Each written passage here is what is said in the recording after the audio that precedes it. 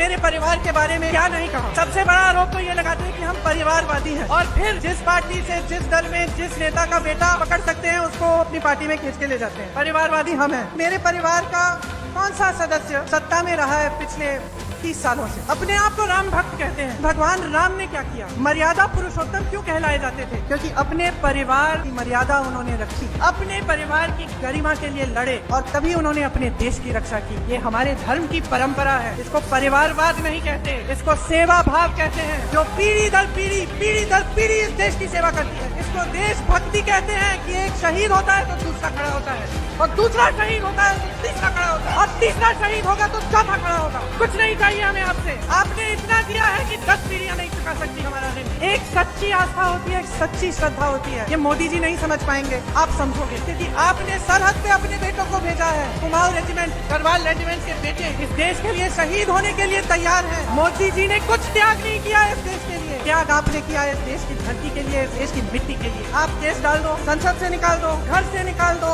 मेरी 75 साल की माता जी को भेज दो ईडी के पास, मेरे पति को भेज दो, मेरे भाई को भेज दो, हमारे पूरे परिवार को भेज दो, हमें कोई परवाह नहीं है। हमें आपका भय दिखता है कि भाई तुम इतना डर क्यों रहे हो हमसे? क्या हो गया? दोबारा सरकार नहीं आएगी? जनता का मन बदल गया है क्या?